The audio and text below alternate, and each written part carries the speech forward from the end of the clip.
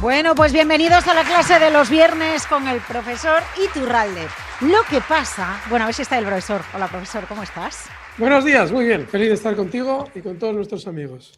Pues hay una situación que os voy a explicar que a mí me hace estar inquieta y me hace estar incómoda, ¿no? Porque sabéis que yo estoy muy pegada a la actualidad del mercado. Y esto que estáis viendo vosotros ahora y escuchando no es directo. No es directo. Es decir, para Alberto y para mí es jueves. Para vosotros es viernes. Esto es como Regreso al Futuro, ¿no? O sea, vosotros viajáis... Es que el otro día me chupé todas las pelis, Alberto, ¿no? Entonces eso, o como un agujero, es que lo de los agujeros de gusano me vuelve loca, ¿no? Cuando haces así en el tiempo puedes atravesar de un lado a otro. Entonces, es jueves, pero esto lo vais a seguir el viernes. Profesor, ¿estás preparado, no? Porque claro, yo tengo un caos en mi cabeza que no veas. Sí, bueno, hay que explicar simplemente que no queremos fallar a nuestra cita de los viernes, pero a veces no podemos estar justo en el momento en el que solemos estar habitualmente con vosotros. Con lo cual, para poder estar con vosotros el viernes, no dejar este programa, pero poder hacerlo y poder solucionar otras cosas, pues lo hemos hecho el jueves. Así es que ese agujero de gusano son 24 horas de diferencia. Me encanta, es que siento pasión por la física y los agujeros de gusano.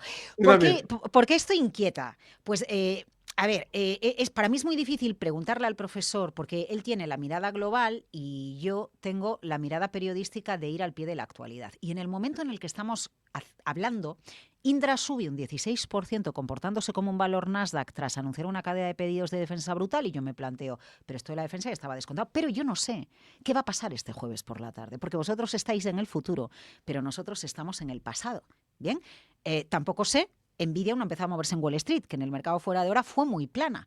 Vosotros que estáis en el futuro sabréis qué pasó entonces en la sesión de jueves en Wall Street con Nvidia, pero nosotros a esta hora no lo sabemos. Tampoco sabemos qué pasa con la reunión en Ginebra con Irán. Entonces, probablemente cuando vosotros sigáis esto, ¡buah!, se ha desmadrado todo, ataque de Irán, coordinada con Israel, pero a esta hora eso no ha pasado. Pero esto no sé si nos sirve, Alberto, para entender cómo tenemos que acercarnos al mercado, porque claro, los periodistas por deformación profesional estamos al pie del momento. Los especuladores que hacéis trading intradiario también estáis al momento. ¿Qué?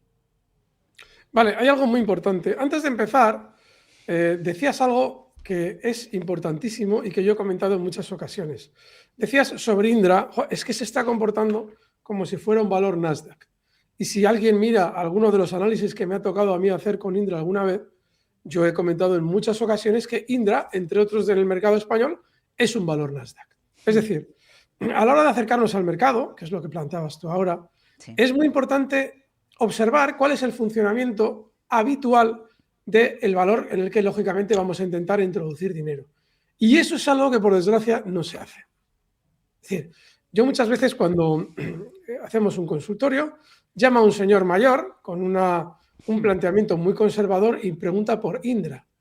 Entonces, no, tenemos que ser coherentes. Es decir, no podemos tener un planteamiento conservador en bolsa, que normalmente el planteamiento conservador exige cierta estabilidad, y estar especialmente pendientes de Indra. Porque tú puedes ser conservador y tener Indra en cartera, pero tienes que tenerla con una parte tan pequeña de tu cartera que no te afecte lo más mínimo. Y eso es importantísimo. Es decir, subidas de un 16% en función de una expectativa, de un resultado, lo que queramos. Eso es una exageración.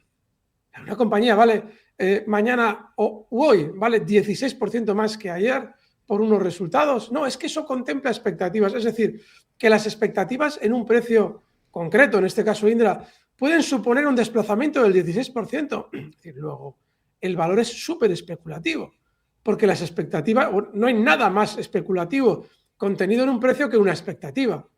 Y eso lo debemos tener en cuenta cuando nos acercamos al mercado. Esa ha sido mi pelea en los últimos 20 años que hablo en público de bolsa, y es una pelea que es imposible ganar, porque las generaciones se renuevan cada X tiempo. Estamos viviendo ahora una generación que lleva del orden de 4 años en el mercado. Muchos de los que nos ven llevan mucho más tiempo, pero tienen que hacer una valoración de lo que ven en el entorno general de la bolsa. Y el entorno general de la bolsa nos dice que hay muchas personas que se han incorporado en los últimos 4 años. Esa es la nueva generación, y esa generación tiene que ser barrida en su mayoría. Pero claro, hasta que es barrida hay que volver a explicar las mismas cosas que se explicaban hace 5, 6, 7 años. Y una de ellas es que cuando vamos a un activo, pongamos en bolsa es cuando vamos a un título valor, pero que cada título valor tiene un planteamiento. Siempre debemos observar previamente un gráfico a largo plazo, decir, bueno, este gráfico tiene unos vaivenes brutales, ¿cómo voy yo a vivir dentro de este valor un movimiento de este tipo si se vuelve a producir?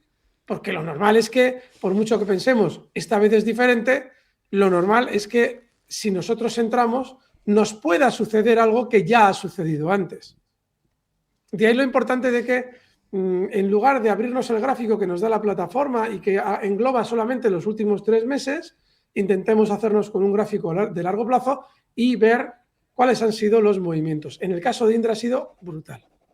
Claro, la cuestión es, a nosotros lo que se nos explica desde la compañía es que ahora la mayor parte del negocio, o con los pedidos que tiene, a medida que evolucione, la mayor parte del negocio va a ser defensa, ¿no? Bueno, sí, tecnología, porque en el fondo es defensa de base tecnológica. Eso es. O tecnología orientada hacia la defensa. Por lo tanto, seguimos ante la misma tesitura. Mi duda es, porque esto lo hemos comentado mucho con los casos de Nvidia, Alberto, cuando un título sube tanto, cuidado, porque aquí venimos llorados. Y me da igual que hablemos de Nvidia, que hablemos de Intel.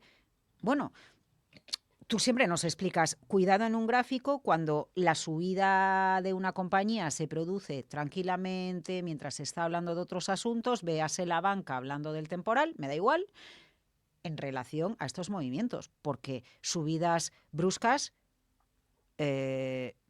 aseguran bajadas bruscas llegado el momento, o cuando algo sube no es momento de que nos coloquemos como buscatechos, porque eso también es incorrecto en el mercado.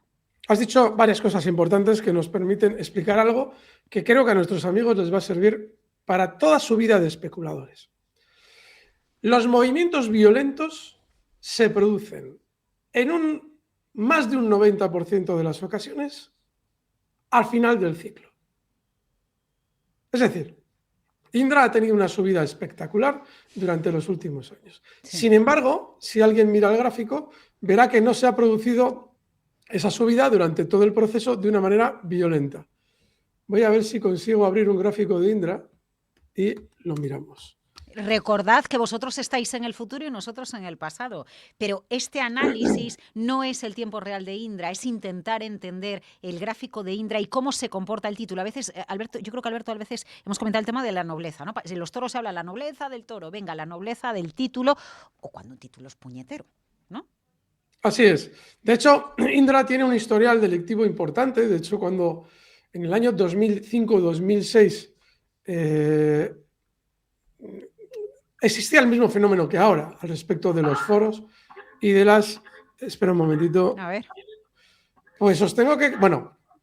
No, pasa algo, ¿no? Es una Sí, alerta, pasa algo, lo que no sé si voy a poder frenar yo este sonido, porque se ha producido una alerta... Bueno, creo que ya ha frenado. Pero esa alerta importante de mercado que tengas que parar, si no hacemos una parada y luego hacemos un corta y pega, ¿eh? No te voy a escuchar durante 20 segundos, así es que no sé si entra el sonido de mi ordenador, espero que no. Lo voy a intentar explicar esto. Fijaos, Indra ha tenido una subida con ciertos momentos agresivos en la cotización. Vale. Pero fijaos, vamos a tener en cuenta... A ver si pudiéramos colgar el gráfico de Indra, añadirlo para que se entienda la explicación que nos va a dar ahora Alberto. Os lo agradezco. Ahí está. Gracias. Fijaos, tenéis en esta línea representada toda la gran subida, que no es ninguna tontería, que ha realizado Indra, agarraos, desde febrero de 2025. Es decir, todo este movimiento alcista se ha realizado en un año. Un 280%. Bien. Si nos fijamos, vamos a ir a los momentos más explosivos, no, más críticos en la subida, es decir, movimientos que sean muy violentos en la subida. Y alucinad, porque os vais a encontrar que los movimientos violentos en la subida se han producido a la baja. Aquí lo tienes. 3 barras, las voy a señalar. Esto es muy importante verlo, ¿eh? ¿Y qué fecha es esa? ¿Dónde estamos ahí, Alberto? Aquí estamos en abril de 2025. Tema de aranceles de dólares. Vale, correcto. Fijaos, voy a señalar las 3 barras más violentas que hay en el gráfico. Si veis, aunque la segunda se produzca al alza, esa misma barra contiene un tramo de caída importantísimo. Fijaos, esta última barra ha llegado a suponer ese día una caída del 21% para Indra con respecto del cierre anterior. Y la siguiente barra, muy volátil, es bajista también. Fijaos, vamos a continuar en el gráfico, vamos a seguir viendo movimientos violentos. Observad los que son al alza y los que son a la baja. Como veis, los que son a la baja son más profundos que los que son al alza. Laura, si algo no cuadra... No, se entiende, bien. Sí, además me ha ampliado el gráfico llámame para que lo veamos bien. Es muy importante que me llames la atención y me digas, no, esto no se entiende. ¿Veis? Es decir, estamos en una clara tendencia bajista y los movimientos más violentos se están produciendo a la baja. Y esto hay que entenderlo, vamos, si salimos de aquí habiendo entendido muy bien eso, vais a tener una pauta que toda vuestra vida de especuladores os va a servir. Pero fijaos, porque vamos a seguir con el movimiento alcista de Indra. Agarraos. ¿Cuándo se producen los sustos? Huecos, fijaos. ¿Dónde hay un hueco aquí? Aquí lo tenéis. ¿Hay huecos al alza? Bueno, hay alguno. Pero en una tendencia tan alcista debería haber muchos más huecos al alza. Fijaos, no hay ninguno. Mirad toda la cotización. Esos son barras diarias. Barras diarias, efectivamente. Vale, o sea, yo veo una un poquito antes del 1 de noviembre. ¿Ves una al alza ahí que tenemos, que luego se desencadena un movimiento lateral? La última barra de esa subida, la última de ellas, es una barra un poquito más adelante, hacia el 1 de noviembre. 1 de noviembre es esto. Un poquito antes tienes ahí la última barra, la última de la subida, por decirlo de alguna manera, porque luego ahí empieza un movimiento de consolidación. Sí, pero eso es... ¿Te refieres a esto? Sí. Ya, pero eso no es un hueco que sea significativo. No es hueco, es un día en el que sube mucho. Exacto. Entonces, vale. Pero vamos a seguir con la cotización. Fijaos. ¿Cuándo de nuevo volvemos a tener barras muy volátiles? Aquí. Y aquí. Es decir, los movimientos alcistas son continuados. Sin embargo, cuando se producen a la baja, son tremendamente explosivos y luego, en ocasiones, se corrigen. Pero es que mira la barra que está dejando este jueves. Hoy, el jueves, efectivamente. Vosotros, efectivamente, estaréis en viernes. Esto fue lo que pasó ayer para vosotros. Eso es lo que está pasando para nosotros en tiempo real. ¿Qué es lo que sucede? Cuando los valores están finalizando un proceso alcista muy prolongado, se comienza a producir una volatilidad continuada. Si nos fijamos, en la tendencia alcista hay momentos puntuales, estas flechas de aquí, que las estoy ocultando con el rectángulo, estas flechas de aquí, todas ellas bajistas en la mayoría de los casos, y esta de aquí. Pero cuando se está produciendo, se está llegando al final de una subida, la volatilidad campa por sus respetos. Es decir, no se produce de manera puntual y contratendencia, porque esa es la clave. En una tendencia alcista, la mayor volatilidad se produce a la baja. En una tendencia bajista, la mayor volatilidad se produce al alza. ¿Para qué? Para que el especulador actúe contra tendencia, que es lo que le interesa al sistema financiero. Que se actúe contra tendencia. Para que tú, en una tendencia bajista, cuando hay volatilidad, porque los rebotes son muy rápidos, tú entres comprador y te pierdas o estés a la contra del principal movimiento, que es bajista. Eso en la tendencia bajista. En las tendencias alcistas, ¿qué es lo que sucede? Lo que hemos plasmado en el gráfico. Recortes rápidos. ¿Para qué? Para que tú apliques stop y no vuelvas a entrar cuando el valor tienda a continuar con su tendencia principal, que en ese caso es alcista. Cuando llegamos al final del movimiento y estamos cerca de probables recortes, la volatilidad se dispara en todos los sentidos. ¿Por qué se dispara en todos los sentidos? Porque lo que interesa es hacer participar a todo el mundo, ya sea entrando en el lado bajista o en el alcista, da igual. ¿Qué es lo que pasará más adelante? Como la mayoría de los especuladores intervienen en el lado alcista, si imprimimos mucha volatilidad a un precio, cuando resolvamos el movimiento a la baja, prácticamente la mayoría seguirá siendo alcista. Con lo cual habremos hecho un gran negocio. Habremos distribuido lo que hicimos subir pues ni más ni menos que Pero un es que fíjate, 280. Alberto, que este título ya había estado a primeros del mes de enero en la zona de los 60, ¿no? Y luego el título baja hacia la zona de 46. Tú imagínate el cuerpo que hay que tener para aguantar eso, porque ahí en una lógica, salvo quien viniera de atrás comprado, ¿no? Porque si alguien viene de 25 euros, pues puede decir, bueno, pues a mí me da igual porque yo sigo en plusvalías. Pero los que hubieran comprado cerca de 60, el título baja a 46 o a 47, ahí saltan los stops por todas partes, ¿no? Porque damos por buena la idea de que todo el mundo entra en el mercado con un stop, que yo cada día la doy menos por buena, a la vista de lo que preguntan en los consultorios de, bueno, tal, y entonces ¿cómo lo ve? Y ves la estrategia y dicen, madre mía, si es que tenía que haber salido y no salimos, no vendemos, nos negamos a vender con pérdidas. Has comentado dos fenómenos muy importantes. Uno, el de, no, es que alguien que compró quizás en 20 o en 25, pues una caída desde 60 hasta 45, pues no le afecta, o le afecta menos. Ojo, depende de algo que hemos explicado en muchas ocasiones. Depende del apalancamiento que tengas en la posición.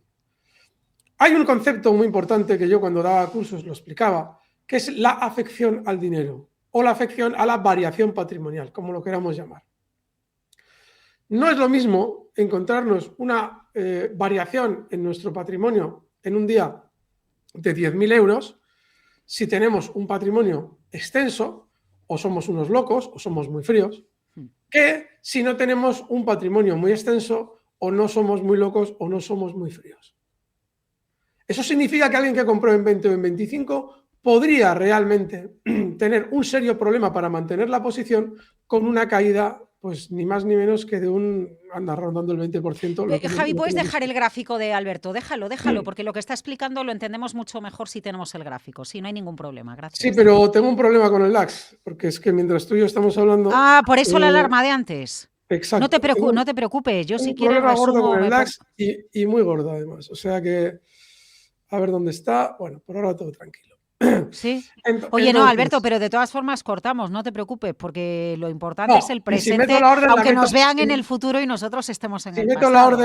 Si meto la orden, la meto ahora. No hay ningún problema en la operativa con el DAX. Vale. El problema lo tengo yo, que tengo que meter una orden para la operativa DAX. Tú me dices cualquier cosa y yo te cubro y me pongo a hablar, que tengo rollo para parar un no, vamos, diga. Se trata de lo siguiente. Se trata de entender que la volatilidad lo que genera es reacciones. Y eso es lo que tenemos que entender. Porque cuando uno intenta analizar la volatilidad y adivinar si va a subir el valor o no en función de la volatilidad, tiende a volverse loco. Porque nos metemos, ahora mismo ya estamos en él, dentro de Indra, en un movimiento tremendamente volátil y no entendemos cuál es la intención del sistema financiero. Bueno, pues la intención del sistema financiero es revolver el árbol. Se trata de que se adopten decisiones, de que quien compró en 20 con esta caída pueda decir ahora, uy, me salgo. O, uy, si sube un poco, vendo. El que compró en 20, si se quedó inquieto, y no es raro que suceda con este movimiento bajista, en cuanto rebotó un poco Indra, vendió. Porque su afección al dinero implicó que él no podía seguir en esa posición con normalidad. Eso es muy importante. Yo hace unos meses expliqué que habría una posición, bueno, yo lo he explicado muchas veces, tengo plata física, pero hay un momento en el que yo, en la magia con Miguel, digo, joder, la plata va a subir mucho y rápido. Y en ese momento, yo no digo nada, pero abro una posición en derivados muy gorda. Claro, yo la posición en derivados casi la cierro arriba. Claro, una posición muy apalancada, pero la cantidad de dinero que se estaba moviendo en juego, para mí no es algo preocupante. Y eso es muy subjetivo. Es decir, cada uno tiene una afección a la variación patrimonial distinta. Para mí, no quiero decir números, pero para mí ciertas cantidades que igual para otros son escalofriantes, pues no me preocupan mucho. Porque tienes experiencia, porque bueno, pues tienes una vida más o menos tranquila, no tengo quizás obligaciones que otras personas tienen y lógicamente a mí no me supone problema. Y uno, cuando adopta una decisión en el mercado, debe tener en cuenta ese factor. Pero Alberto, discúlpame, pero esto es tan sencillo como lo que me explicó un profesor cuando yo tenía 18 años. Mete en bolsa el dinero que te sobre. Si te sobran 5.000, 5.000, si te sobran 100.000, 100.000, si te sobran medio millón. Pero en el punto en el que tú pones en bolsa el dinero que te sobra, desaparece ese problema. Exacto. Entonces, es importantísimo entender la razón de ser de esa frase tan dicha como la que tú nos planteas aquí. Y cómo se traduce para quien está especulando en el día a día. Porque esa frase que te dice el profesor es para quien aparece en bolsa y dice, uy, quiero comprar algo. Pero ¿cómo funcionará esto de la bolsa? Bueno, pues así. No, pero quien está todos los días debe tener en cuenta esa frase de una manera mucho más desarrollada. Es decir, ¿cuánto se mueve al cabo del día un valor? ¿Cuál es su desplazamiento habitual? Pues es, imagínate, de un 2%. Ojo, ojo, si se desplaza un 2%, yo puedo exponerme a una variación, imaginemos, de 20.000 euros diarios. Y alguien puede decir, pues no, luego no puedo meter 1.000.000 de euros en bolsa. Y alguien dirá, no, pues es que si tienes 1.000.000 de euros, te da igual perder 10.000. No es cierto. Hay personas que tienen una cantidad de dinero ahorrado X, nunca han estado en el mercado de valores, vienen de una dinámica de ahorro en la que la variación patrimonial se produce lentamente siempre hacia arriba y el ver una pérdida de 10.000 euros en un día es demoledor. Luego, eso lo tenemos nosotros que analizar sobre nosotros mismos. Si no hacemos ese proceso antes de, acabaremos en un consultorio, señor Iturralde, es que un día compré un valor y ha caído y usted cree que algún día recuperará. Es decir, cuando hemos superado nuestro grado de apalancamiento, o en este caso, nuestro grado de afección a la variación patrimonial, no tenemos ninguna disciplina a la hora de operar. Porque el hecho de ejecutar un stop loss supone la aceptación de una pérdida que es extraordinariamente dolorosa para nosotros. Y lo es porque la cantidad de dinero que vamos a tener que ver materializada en nuestra pérdida supera lo que nosotros estamos dispuestos a aceptar. Es importantísimo. A ver, mira, yo tengo dos cosas en la cabeza. Aplicable a Indra o, no sé por qué, Alberto, estabas hablando ahora y hay una compañía que me ha venido a la cabeza, pero es que no consigo ver qué año era. Yo hay una conversación que tengo grabada en la historia bursátil analizando el mercado con Alberto. Y debe ser... Es Amadeus, ¿vale? Sí. Porque recuerdo perfectamente el programa en el que Alberto dijo Amadeus, Amadeus, Amadeus. Y recuerdo perfectamente el momento en el que Alberto dijo Amadeus ya no. Que yo no sé, debe de coincidir de 2012... No sé, ya estaba Capital Radio tal, debíamos de ir a lo mejor a 2016 o 2017, ¿no? Y recuerdo perfectamente el momento donde dijo, ahora sí, ahora os olvidáis, porque menuda le están dando a Amadeus con eso de su software puede o no puede, ¿vale? Eso una, porque ahora cuando estabas hablando es el título que me ha venido a la cabeza. Y la otra cuestión es, mira, en medio de todo este debate de los sustos que hemos tenido con el software, la inteligencia artificial, coincidiendo con que ha publicado resultados Nvidia o lo que está pasando con Indra y todo este tema es, como yo estoy encima del mercado en el tiempo real y me dejo embaucar por el miedo y los temores del mercado, igual que nos acabas de enseñar la fotografía amplia de Indra, del histórico del valor, de cuál es el historial de la compañía y cómo suele comportarse, porque entenderlo nos ayuda a tomar posiciones en el mercado, la otra realidad es que el mercado está en zona de máximos históricos.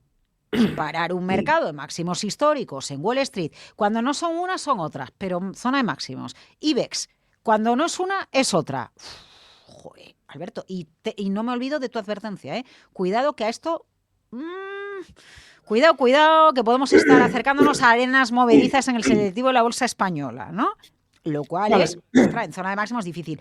Pero claro, luego también está esta otra parte, de decir, hostia, es que esto sigue subiendo. Es que ahora me están diciendo que los americanos están invirtiendo en Europa, que aquí al sistema financiero lo que le interesa es que nos abramos cuentas en Europa y en lugar de tener el dinero quito en el banco, lo metamos en bolsa. Entonces aquí todavía esto le queda un buen trecho, porque aquí lo que le interesa al sistema es que todos nuestros ahorros que están en una cuenta quieta vayan a la bolsa, ¿o no?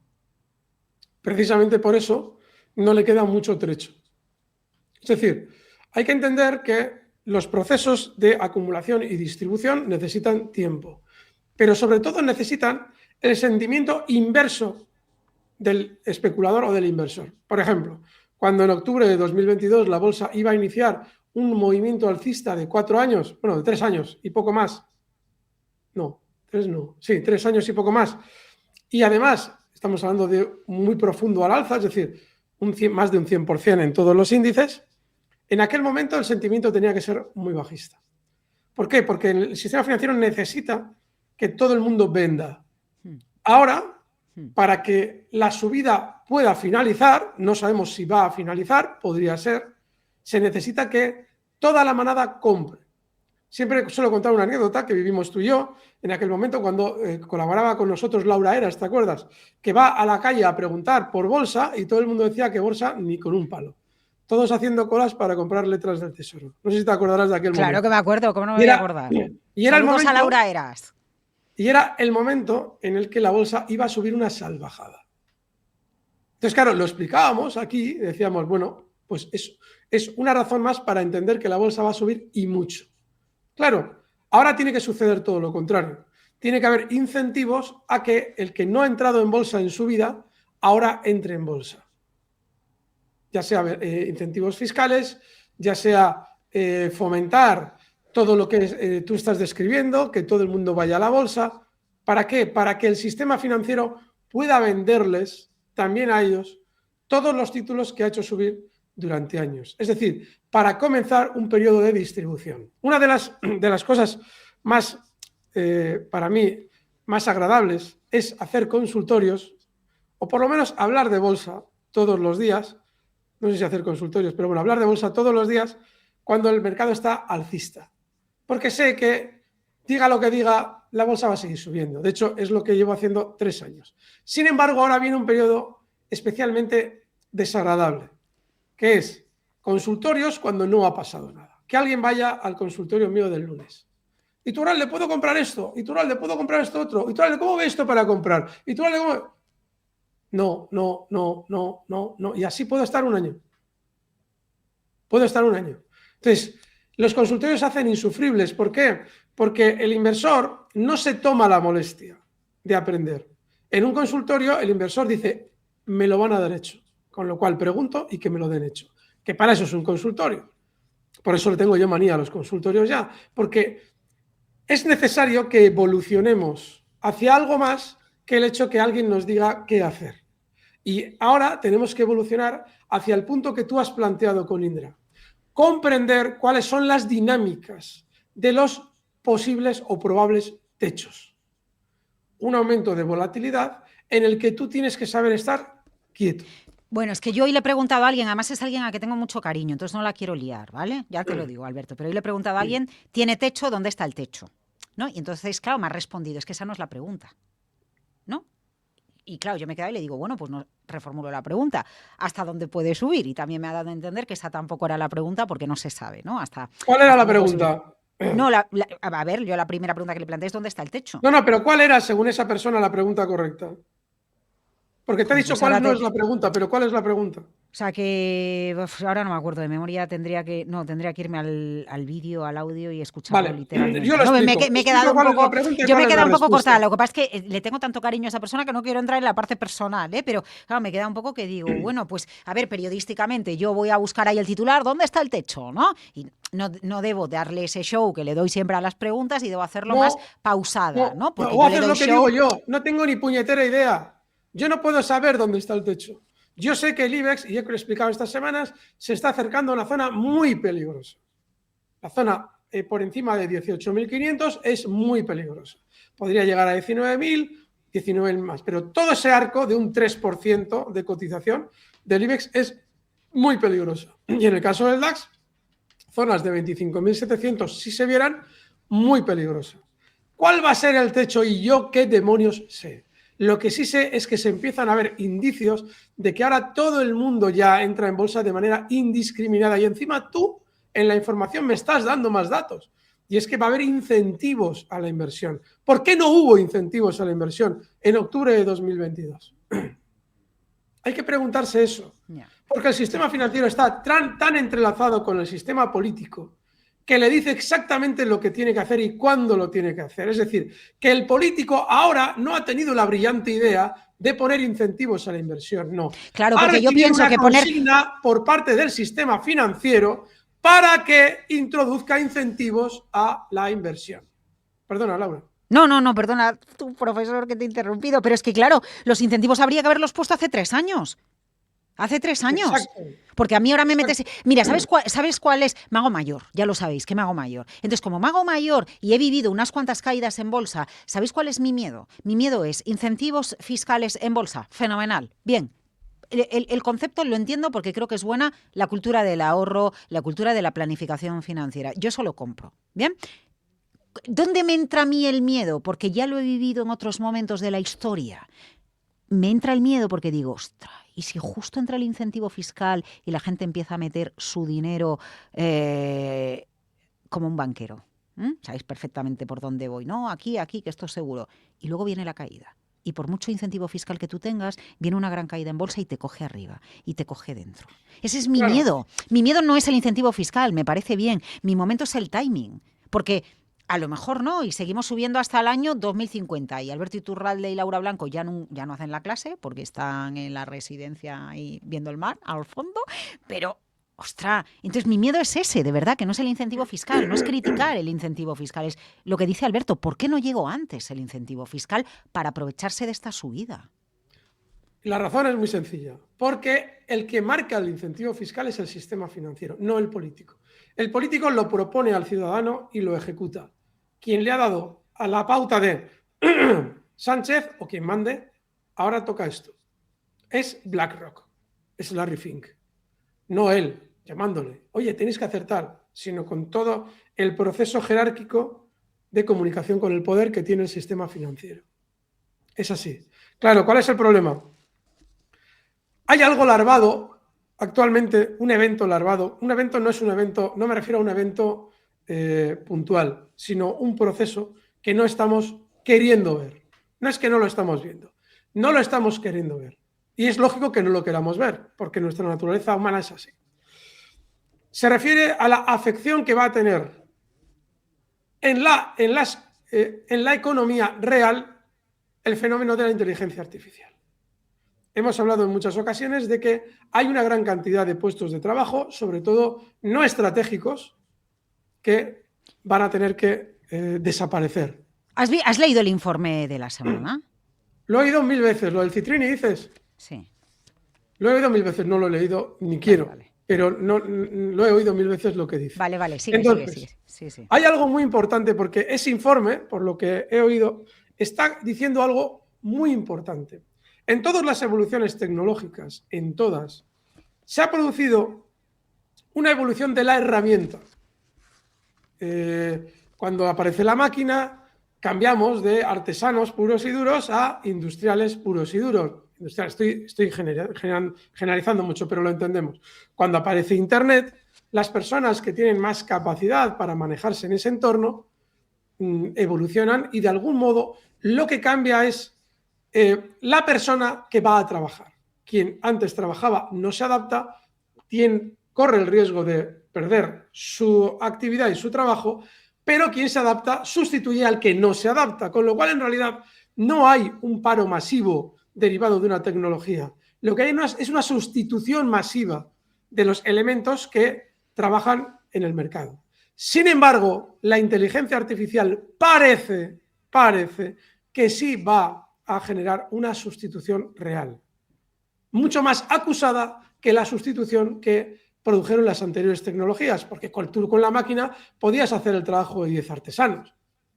Pero, bueno, 10 artesanos se reubicarían en otras, bueno, 10 me pasa un poco, pero ponle 2 o 3 o No, 4. pero está bien, porque lo que empezó a pasar entonces es que hubo artesanos que se reconvirtieron en diseñadores. Imagínate ropa, ¿no? Con el telar. Exacto. Bueno, pues antes solo se hacía la tela negra, blanca o marrón y era como vestía todo el mundo la revolución industrial. ¿Qué sucede? Sobra gente, hay gente que se reinventa y dice, ostras, ¿y si la ropa la ponemos un poquito más bonita? ¿Y si diseñamos esto de esta manera? ¿No? Se crean puestos de trabajo arriba de la tecnología, la destrucción creativa al final. Eso implica necesariamente que tendría que haber una evolución económica en la sociedad brutal. Imaginemos que queremos adaptar a todas las personas que han realizado trabajos sustituibles por la inteligencia artificial, a ellos, imagínate, ponerlos a manejar la inteligencia artificial. Si la inteligencia artificial es tan eficaz como estamos viendo por ahora que es, sigue sobrando gente. Sigue sobrando mucha gente. Salvo, Alberto, que es la duda que yo he tenido toda esta semana, y gracias por sacar este tema, porque le he dado muchas vueltas, es, viene un envejecimiento poblacional tan brutal, con la pirámide poblacional, que claro, aquí la cuestión es, claro, en los próximos 3 años en España se van a jubilar otro 1,5 millones de personas, ¿no? Que van a estar en casa, viendo la tele, dando paseos por la montaña, cogiendo setas, lo que sea.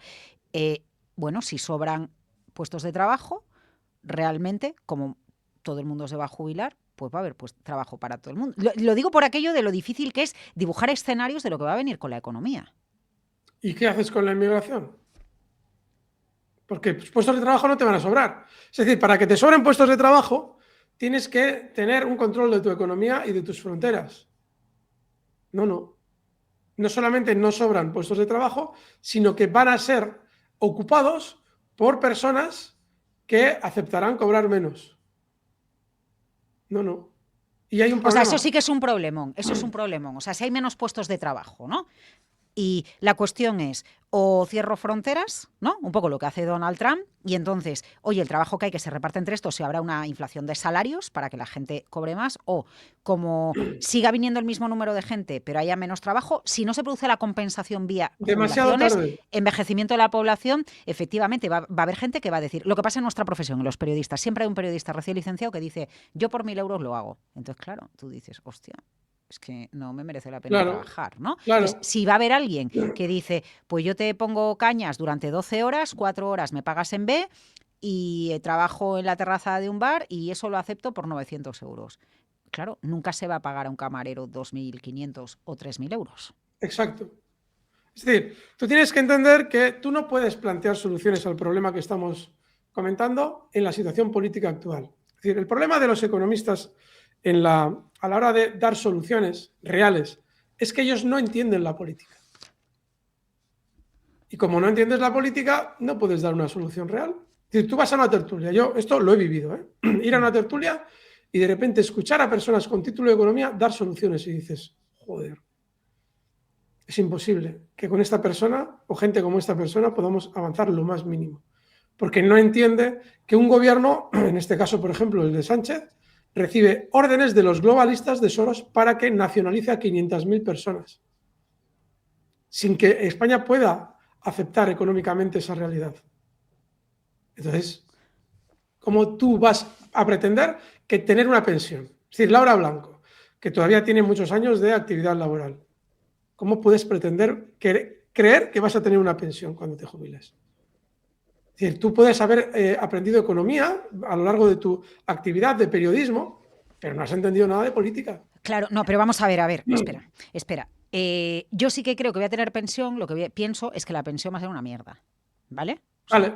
que quiero decirte que la práctica no me va a dar para pagar nada. Entonces, efectivamente, dicho de otra manera es lo mismo, ¿no? Por eso mi preocupación por trabajar un patrimonio, porque digo, es que hostia, me busco yo la vida. ¿Te has hecho capitalista ahora? O sea, que ahora eres capitalista, como dicen esos, los que se quejan de la gente que intenta ahorrar. Pero no me choterían, Alberto, no me provoques que me he hecho capitalista, pero no me choterían. Que cuando me lo contó mi hija la semana pasada pensé que me estaba toreando. ¿Perdona? Acabo de promover yo la campaña para la esterilización de los Terian.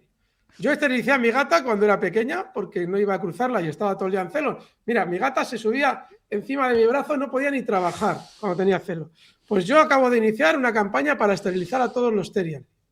A ver si vamos a estar llenos de retrasados mentales. Imagínate que se reproducen. Y estamos llenos de retrasados mentales dentro de 20 años. ¿No? O sea, y la he empezado en Twitter. Si alguien va a mi Twitter, lo va a ver. O sea, no estoy exagerando. A ver, la gente que lo has hecho en serio. No, es que a mí cuando me lo contó mi hija el sábado pasado, nos vamos a cenar y me empieza a enseñar, mira lo que hay, mira lo que hace la gente. Y digo, no puede ser. No puede. ¿Perdona? Esto Mira, es un gato de fondo. Y cuando veo que es verdad, y cuando veo que en el programa de Sonsoles y en las teles se están entrevistando a Terians, digo, pero... ¿Perdona? O sea... ¿Nos podíais poner, por favor, ¿quién hace el control? Ahora está Íñigo y Javi, están por Íñigo, ahí. por favor, si eres tan amable, pon la imagen que yo he colocado. Si puedes. Ahí está. Hostia, qué fuerte, tío. Ahí lo tenéis. No, hay que promover esa campaña. En cuanto el niño diga que es un perro, se le corta la pilila y a correr. Bueno, no están, ahora no están bestias, se lo podéis hacer de una manera química, por imbécil, porque a ver si se van a reproducir y está. Bueno, yo no tengo hijos, pero imagínate que los tuviera y tuvieran que estar tratando con los hijos de ese imbécil dentro de 20 años. Pues no. O los tuyos, ¿me entiendes? No. Qué heavy. El caso, volvemos a la Es que tú inmigración. crees que Pero lo que voy pasa es que has español, dicho pero lo de, no. has dicho lo de 20 años y tengo una cosa muy chula que contarte de San Almant. Si me da tiempo te la cuento al final con lo de los 20 Sí. años. El caso, Alberto, que yo creo que la pensión que vamos a tener es una mierda. Y entonces hay que tomarse en serio y es un activo tener un entorno familiar donde te educan en cultura financiera, porque es la manera de trabajarlo, porque es que si no va a haber más desigualdad, porque quien se piense que solo con la pensión pública le va a llegar, va a haber desigualdad respecto a, pues con la inflación y todo, es que va a haber un momento en el que yo creo que a esto le cuesta, salvo que le metan unos impuestos brutales a las máquinas, ¿vale? Yo creo que no da. ¿A dónde iba yo? Al tema de la inmigración, cuando dices le obligan a Pedro Sánchez o los poderes, tal. Lo que pasa es que yo lo que veo, yo te hablo de mi barrio, que mi barrio no es la extensión de toda España, ni de las zonas conflictivas, porque los inmigrantes están muy bien integrados en todos los campos. Yo veo a muchos inmigrantes que están trabajando y que no están legales. Entonces, ¿qué hacemos con eso? ¿Nos tapamos los ojos? Primero, sí. Primero hay que entender que la economía va a tener siempre inmigrantes que no sean legales. Segundo, hay que entender que los inmigrantes son muy necesarios. Culturalmente es bueno. No es bueno que culturalmente vengan inmigrantes con una cultura incompatible con la cultura de destino. España es un país eminentemente católico, seamos creyentes o no. Lo es. Eso significa que tiene que aceptar la inmigración de culturas compatibles con la nuestra. Véase hispanoamericana. Es lo que hay. Tiene dos componentes. Misma religión, mismo idioma. Blanco y en botella. Yo conozco personas magrebíes, porque cuando he vivido en Madrid he tenido la inmensa suerte de coincidir con ellos, sobre todo dentro del mundo de la hostelería, ¿Mm? fantásticos maîtres y camareros de las dos cosas, y me parecen maravillosos. Eso se puede tener. Ahora, tú lo que no puedes hacer es una nacionalización masiva. No puedes. Porque estás dando unos derechos de una manera masiva sin ningún tipo de criterio. Tú no puedes decir, todos los que tal, nacionalizados. No puedes. Eso es una medida claramente impuesta desde fuera a tu gobernante, porque eso es un destrozo para la economía. Porque ese gobernante lo está haciendo para que una vez nacionalizados puedan decidir en el país. En un país en el que ayer no podían decidir. Y 500.000 personas son muchas. Decidir me refiero a que puedan votar, puedan participar. Y claro, si tú traes a una cantidad de personas enorme que no tiene nada que ver con tu cultura y les dejas decidir, tu cultura se diluye, desaparece. Y eso es algo que viene impuesto por fuera. No impuesto. Es decir, Pedro Sánchez necesita el poder. Y como sabe que si se alía con X personas con suficiente poder global como para ayudarle a mantenerse en el poder, va a adoptar las decisiones destructivas para España que esas personas necesitan. Y están totalmente en contra de lo que necesitan, en este caso, los españoles. ¿Qué diferencia hay, Alberto? Es que esto es tertulia de café y lo que te pregunto te lo voy a preguntar muy en serio. No quiero que te pienses que... O sea, es de verdad. Vamos, que estaríamos tomándonos un café ahora y hablando de esto. Hay otras maneras de influir en la cultura de un país. Sin ir más lejos, hubo una época en la que, sobre todo a través del cine, Estados Unidos nos dijo que fumar era buenísimo. Y aquí Exacto. empezamos todos a fumar. Luego, Exacto. en Estados Unidos, en las películas no se fuma. Luego la bebida, luego lo que sea, pero al final, a través del cine, ¿no? En las iglesias se hacía a través de las vidrieras, cuando la gente no sabía leer, ¿no? Y se contaba la historia de cómo debíamos pensar. ¿Bien? Eso y metiéndonos miedo. Tal También, cual. ¿no? Tal Metiéndonos cual. miedo con la religión, el reino de los cielos, y si no, lo que te va a pasar, y si no, y ahí se pasa, ¿no? Del politeísmo mejor al monoteísmo y al cristianismo, porque así la gente no piensa y está acojonada, y entonces la gente no sale y hace lo que yo diga. Vale, pero a través del cine también se nos ha influido en una cultura. Y yo, Alberto, pero es que va en serio esto, ¿eh? No quiero que pienses, joder, Laura me está... No, nunca nos hemos enfrentado a Estados Unidos en el sentido del imperio, ¿sabes? De decir, ellos de repente deciden que esto, que el cine, que hay que fumar, o que hay que comer comida rápida, o la Coca-Cola, o no sé qué, y aceptamos sus culturas. Y a priori eso no era lo nuestro, ¿no? De hecho, tú y yo Sí. de pequeños no vivimos la cultura de comprar a lo bestia como se compra ahora. En los años 80, ¿no? Y los 70 se vivía de otra manera. Y no, pero no es una crítica al capitalismo, no estoy hablando, sino de cómo se nos ha influido la cultura, pero de otra manera. Y ahí nunca, Mira, no mira, dijimos nunca ni mu. mira, yo una de las mayores evoluciones que he hecho en la bolsa es tratar a Antonio García Trevijano. Antonio García Trevijano no se dedicaba a la bolsa, se dedicaba a la política. Pero cuando tú entiendes la política, que es lo que a mí él me ayudó a entender, entiendes muchas más cosas. Tú acabas de describir un fenómeno. No, es que no nos enfrentamos a los Estados Unidos. Es que Europa es un territorio liberado por los Estados Unidos. Y alguien dirá, no, quienes lo liberaron fueron los rusos. Eso es verdad. Pero culturalmente fue liberado por los Estados Unidos. Es decir, Alemania, cuando cae, porque tiene que caer tarde o temprano, realmente quienes primeros entran en Berlín son los rusos.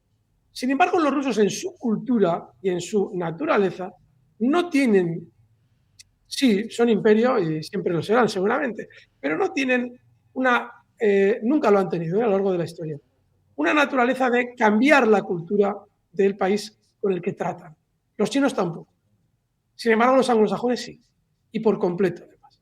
Eso significa que tanto Francia como Alemania, que son zonas liberadas, como Italia, liberadas significa liberadas que han perdido la guerra, porque Francia perdió la guerra.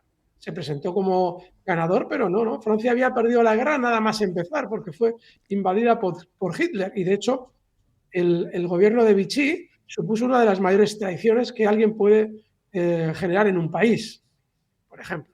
Entonces, es un país liberado, Francia. Y España, y alguien dirá, España, pero si España, si Franco se mantuvo, España también es liberada. ¿Por qué? Porque España, Franco, hay un momento en el que se da cuenta de que Alemania va a perder la guerra. Y empieza poco a poco a acercarse a los estadounidenses. Y los estadounidenses, al ver el acercamiento de Franco, comienzan ya a alterar las estructuras españolas.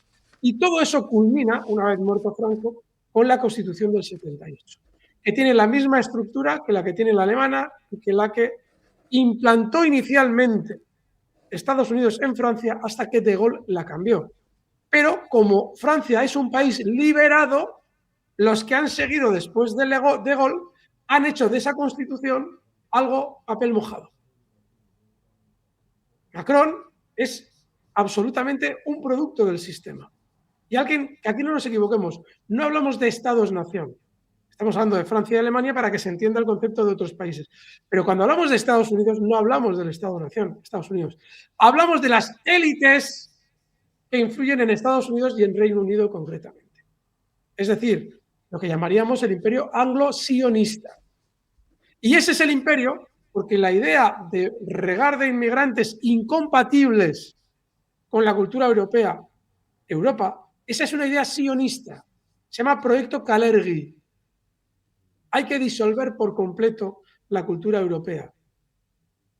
¿Cuál es el objetivo final? Europa luche contra sí misma si es necesario en guerras civiles. Se deshaga por completo. Y eso es algo que hay que entender.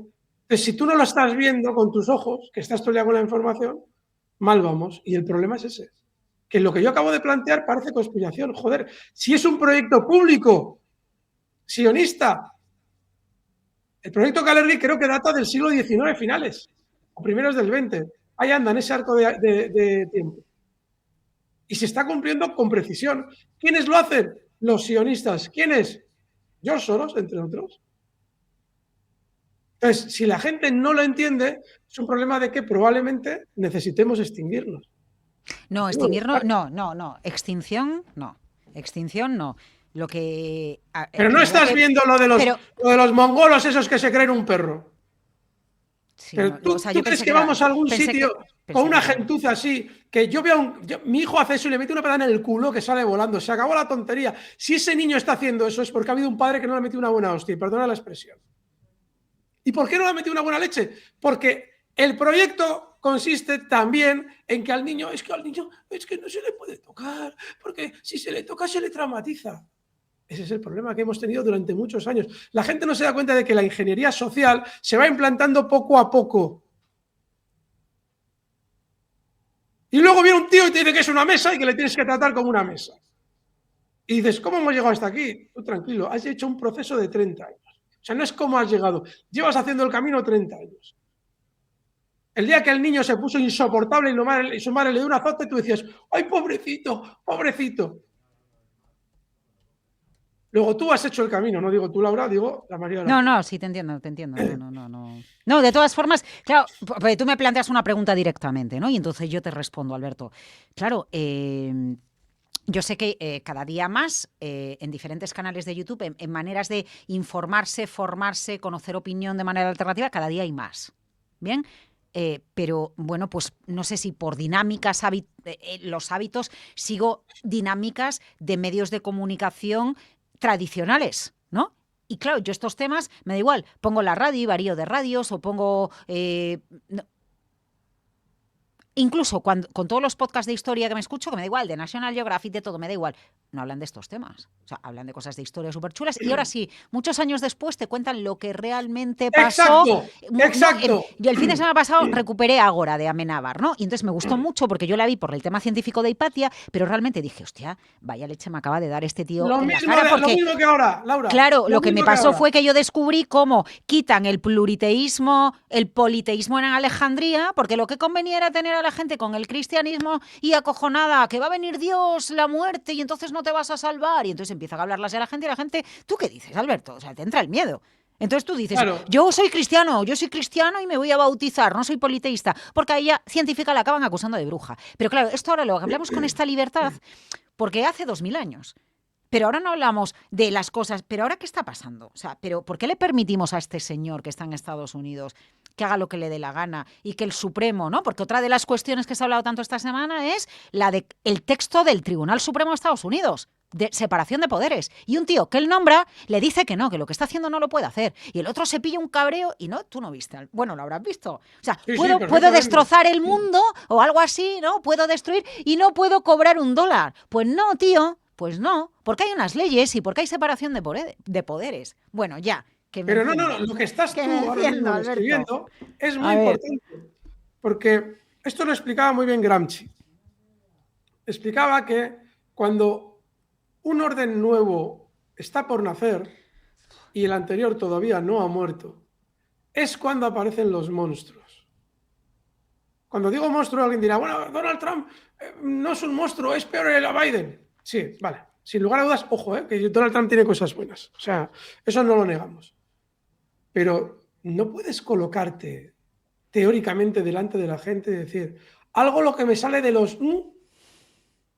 y vienen estos tíos a pararme los pies. ¿Qué pasa aquí? Significa que no has entendido el juego. Tú lo has dicho, hay unas leyes. Pero tú fíjate que has dicho, lo aceptamos. Has dicho, es que hay un tío así y nosotros lo aceptamos. Estamos hablando de otro país. ¿Por qué tú sientes, y con razón, que lo aceptamos en España? Porque somos parte, colonia de un imperio. Hay que empezar la casa por los cimientos. ¿Por qué somos colonia de un imperio? Porque somos territorio liberado. Y volvemos, sí, un poco a la parte cultural, que tú antes hablas de la parte cultural de la inmigración y yo te planteaba la parte cultural de la historia de Estados Unidos, que a través del cine nos ha metido en vena la manera de vivir americana, ¿no? Exacto. Y solamente hay una forma de cambiar eso. Porque alguien dirá, joder, pero claro, estáis comentando el problema, pero esto no tiene solución. La tiene. Y yo siento decirlo, pero la única solución que tiene la llevamos expresando desde que murió Antonio, sobre todo mi querido amigo Rubén Chisberg y yo. O se cambia el sistema político en España o todo lo que nos viene es más basura y cada vez más patente. En cuanto a ingeniería social, en cuanto a empobrecimiento de la ciudadanía, pone todos los indicios que ahora saltan. Y también en cuanto a la afección que tenemos en España de si Donald Trump se levanta con buen día o no. Porque eso nos afecta. Y cuanto menos autónomo es un país, es decir, menos libertad política hay en un país, más dependiente es de los demás. y seguiremos diciendo, pues joder, tenemos que aguantar esto a Donald Trump. Claro, se lo tenemos que aguantar porque somos la colonia del imperio, o una de las colonias del imperio. Yo tengo miedo a que de aquí a unos años alguien decida, creo que te lo comenté en alguna ocasión, prohibir YouTube o vetar YouTube de alguna manera, porque primero empezamos con las redes sociales. O sea, a mí me parece bien el límite del acceso, pero creo que son los padres con los dispositivos y todo quienes tienen que ejercer ese control. No tengas ninguna duda de que se va a prohibir el discurso en YouTube de manera paulatina. Sí, o sea, pero claro, yo creo que la primera etapa ahora nos parece imposible, pero todo empieza así. Entonces, la primera etapa son las redes sociales, son los menos, ¿no? Ese es el proceso que se sigue y luego vendrán otras cosas. No sé. Y si los medios de comunicación piensan que eso es mejor para ellos, porque claro, si prohíben YouTube, la gente volverá a los medios de comunicación, no han entendido nada. La sociedad entrará en una dinámica prerrevolucionaria. ¿Por qué? Porque la gente no va a ir hacia atrás en eso. La gente va a seguir yendo hacia adelante, es decir, intentando buscar fórmulas de encontrar un mensaje sincero, un mensaje de verdad, de lo que realmente está pasando. Es decir, que se le cuente lo que está viendo él y no que cuando él está viendo una cosa le estén contando otra, como pasa en los medios de comunicación. Luego, en ese momento, iremos entrando poco a poco en un proceso pre-revolucionario. Porque volviendo entonces, vale, porque se me va que voy hilando de una cosa a otra en la conversación, Alberto. Cuando tú antes hablabas del objetivo sionista, ¿bien? De destrozar Europa y que nos enfrentemos entre nosotros, lo que yo te iba a plantear, me da igual con podcast, con películas y con todo, es yo no me encuentro con esto. O sea, yo me encuentro cuando, más allá de los algoritmos, que cuando algo te gusta, pues el algoritmo te lo ofrece. En las búsquedas que hago que no llevan el algoritmo, que son los telediarios, ¿no? Y me hago un zapeo al mediodía, a las 3 de la tarde mientras como, otro por la noche, tal, no sé qué, a mí no me cuentan nada de esto. Entonces, a mí me cuentan, que de hecho ya he decidido, que ya públicamente lo reconozco, estoy hasta ese sitio de lo enfrentamiento entre PP, PSOE, Vox y las leches que tienen, porque me parece vergonzoso que los telediarios se pasen el día abriendo con las disputas que tienen estos señores. O sea, pero fíjate, la cantidad de problemas que tenemos, ¿no? Entonces yo ya he dicho, lo siento por mis compañeros periodistas, pero yo renuncio a que todos los días en el telediario me tenga que comer la milonga de la disputa entre los principales partidos políticos. Pero en cualquier caso, de otras maneras tampoco me encuentro con estas cosas. Entonces, tú dices, no, es que a mí me hablan de conspiranoico porque tal y porque cual. No, Alberto, es que la cuestión es que hay temas que no están. Pero a mí me importa un huevo, que me llamen conspiranoico, vamos. A lo que te voy es a lo siguiente. Mira, métete en el canal de YouTube de Capital Radio. De Capital Radio, ¿eh? Sí, sí. Mira las visualizaciones que tienen todos los vídeos, todos. Cualquiera. Vete a cuántas visualizaciones tiene la hora nuestra de los viernes. Sí. Mira la diferencia. La gente necesita oír verdades, no entretenimientos. Cuando la sociedad está en crisis como actualmente, cualquier otro tema que no sea decir la verdad de lo que sucede es entretenimiento. La economía es entretenimiento. La bolsa, entretenimiento. Todo es entretenimiento. Porque el ser humano lo que necesita en una época como la de hoy es la verdad. Pero desclasificarán los papeles dentro de 50 años, ¿no? O dentro de 2 milenios. Entonces, como me pasó a mí con la película de Hipatia, y dije, joder, esto ya me podían haber explicado en el cole, ¿no? Esa es la otra, digo. Porque si necesitamos que desclasifiquen documentos para ver lo que está pasando, es que realmente nos merecemos ser eliminados. No, porque que no vuelvas a lo del, no vuelvas a la aniquilación. No está pasando en nuestros puñeteros ojos. Es decir, una cosa es que Jesús Palacios, con su maravilloso libro, 2013 creo que fue, El rey y su secreto, 23F, nos cuente el resultado de su investigación y que el rey estaba detrás del golpe de estado del 23F. Y expliquen cómo. Fantástico. Antonio García Trevijano lo había contado antes, pero no con la investigación que había hecho Jesús Palacios, sino por deduciendo de todo lo que estaba sucediendo. Vale. Hay cosas en las que necesitamos que alguien investigue. Y alguien, porque la realidad está oculta a nuestros ojos. No es el caso. Ahora la realidad está delante de nuestros ojos. Y te lo vuelvo a repetir. Mira todos los vídeos, las visualizaciones que tienen. Te pongo este y te pongo cualquier otro canal. En el que intervenga alguien que cante las verdades del barquero. Y dime la diferencia. La diferencia, ¿sabes cuál es? Que para la ciudadanía, cuando se produce una crisis cultural como la actual, todo lo que no sea la verdad es puro entretenimiento. Y la gente, por su instinto de supervivencia, busca la verdad. Y esa es la gente que en un juicio final debería salvarse, porque esa es la gente que mejora la raza. La gente que quiere saber la verdad es la que mejora la raza, porque tiene hijos a los que les enseña a ver la verdad. Sin embargo, ¿sabes quiénes están compartiendo y gastando recursos, malgastando recursos con la gente a la que le gusta la verdad? Los padres de unos niños que ahora se sienten perro y hay que aceptarlo. Ese es el problema que tenemos. Sí, vamos, ya te digo, que yo pensaba que mi hija me lo estaba contando de broma. O sea, no, pero lo peor de todo fue enterarme que luego el programa de Antena 3 por la tarde entrevistó a unos, porque digo, o sea, estáis siguiendo. O sea, que está, no lo puedo entender. Oye, Alberto, que, joder, qué intenso, ¿eh? Me encanta esto. Me encanta. Ya se me va a la cabeza una cosa a otra. No sé vosotros. Vosotros estáis en el futuro, nosotros estamos en el pasado, pero para mí, para Alberto y para mí, este momento es el presente de nuestra vida. Esta charla, esta conversación. Mira una cosa, hablando de todo un poco, bueno, a mí me quedó la duda de si entonces Indra descuenta en su precio que va a haber una guerra. Pero lo que te quería decir no era eso. Lo que de verdad me inquieta es que el otro día leo una información que recoge un medio de unas declaraciones que yo no he visto las originales, que siempre intento irme a las originales, de Sam Altman a un periódico asiático, que vete tú a saber si fueron verdad. ¿Vale? O sea, te digo esto ya porque yo ahora ya cada vez que leo algo digo, no sé si esto es verdad o mentira. Entonces le preguntaban por la inteligencia artificial y el uso energético que lleva la inteligencia artificial. Contestación de Sam Altman. Hombre, y un hijo, que ya no te digo que te salga Terian, pero un hijo, 20 años, aliméntale, cómprale ropa, cómprale juguetes, cambias tu vida porque claro, tu vida se descoloca, ya dejas de hacer las cosas que hacías porque estás criando al chaval, le llevas al parque, le haces el bocata, cambias todo, ¿no? Llega a 20 años, recursos públicos para que eduque, no sé qué, y llega a los 20 y pico años y a saber cómo te sale, porque Y puede yo me ir bien pregunto por o qué no puede... pensaron así los padres de Sam Altman. Es que el problema que tenemos Es que la es nuestra segunda persona que disonancia. me responde esto. La otra fue en privado esta semana cuando le cuento esto. Me respondió exactamente lo mismo que me acabas de decir tú. O sea, yo me pregunto qué estaban pensando los padres de Sam Altman cuando llegó el momento de echar el kiki. ¿Entendéis? O sea, porque si hubieran tenido la cabeza tan bien amueblada como su hijo, nos habríamos librado de un problema.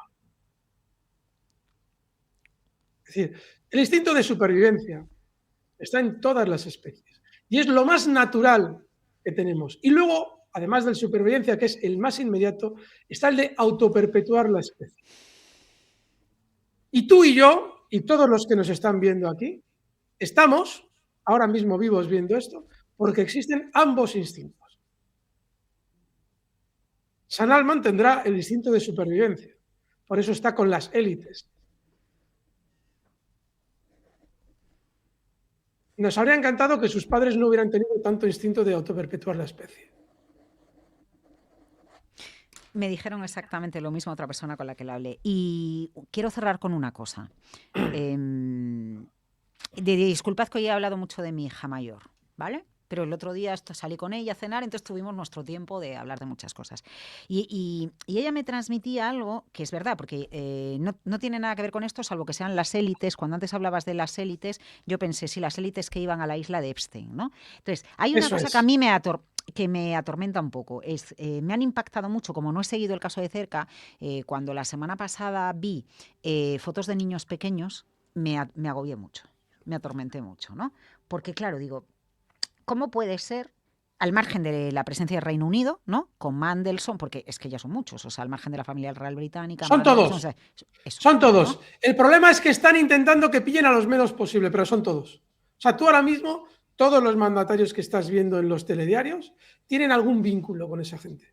No digo que todos hayan participado en ese tipo de delito, pero tienen algún vínculo y eso hay que preguntarse por qué es. Perdona, Laura. No. O sea, las fotos con niños en habitaciones, que tú ves una foto con un niño en una habitación y dices, hombre, pues una, ¿por qué sacaron fotos? Dos, una foto no me asegura que hayan abusado del niño, pero tres, blanco y en botella, quiero decirte, ¿vale? Y luego la parte de comer humanos o no comer humanos, lo que estaban experimentando, ¿no? Porque hay el caso de la chica. Pero lo que me sorprende es que con este caso afectando a mandamases, a gente con poder. A gente con poder, a gente que, joder, porque al final un embajador es una persona que influye, que sabe y que hace un correo y dile con información privilegiada y anticipándose a la legislación o a las medidas. Pues imaginaos solo eso, que es el que ha salido, Mandelson, pero habrá muchísimos más.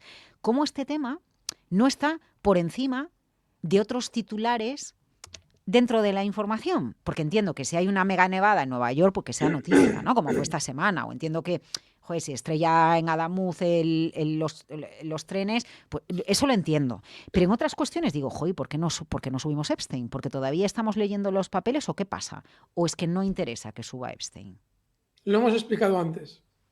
La verdad no se puede exponer de manera pública y los propios medios ya llevan muchos años ocultando la verdad como para no tener la suficiente intuición de ver que lo de Epstein tiene que pasar a un segundo plano.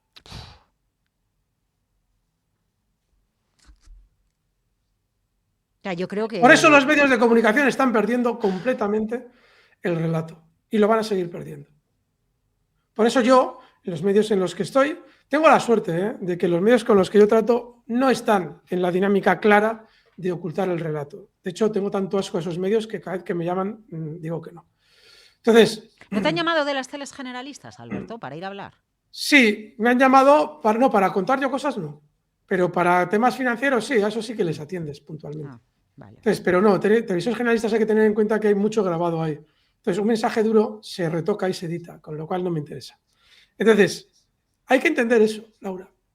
Es decir, la crisis de los medios de comunicación no es que aparece YouTube. No, aparece YouTube y nosotros estamos ocultando la verdad desde hace tanto tiempo que YouTube nos come la tostada. Es que, no sé, me da igual, hago un barrido por cualquier medio de comunicación y digo, sobre todo por los internacionales, porque no tengo tan claro lo que afecta a España por el poder de España, ¿no? Entiendo que en el caso Epstein están más implicados los mandamases de verdad de la economía mundial, no los países que vamos de modo satelital ante lo que dicen los principales. Alberto Iturralde, en el presente, para vosotros, que estáis en el futuro, esto será el pasado. Pero vaya charla hemos tenido en el pasado el profesor Iturralde y servidora. Que muchas gracias, Alberto. A vosotros, fortísimo abrazo. Bueno, pero no te enfades, que hemos subido ahí un poco la tensión. No, para nada. Te veo en serio. Oye, gracias más, por... Es más, te iba a decir que para mí las conversaciones contigo son lo que se suele decir súper estimulantes, porque, joder, aclaro muchas cosas hablando contigo. Es mutuo, ya lo sabes, es una maravilla. Esto es un plan. Ahí está el gato. Madre mía. Que, oye, muchas gracias, Alberto, porque al principio yo que voy como una moto, pim, pam, tú has dicho, oye, gracias, hemos grabado el programa porque había... Y mira, os doy las gracias. Tengo un asunto este viernes y luego cojo carretera para ver a mi hermano. Me voy a Galicia. Así que os lo agradezco muchísimo y Alberto, te agradezco a ti esta conversación en el pasado que vosotros vais a ver en vuestro presente, que para nosotros en este momento va a ser el futuro. Gracias. Hasta el futuro, hasta la próxima semana ya en viernes normal en tiempo. Fuerte abrazo. Hala, cuídate. Gracias.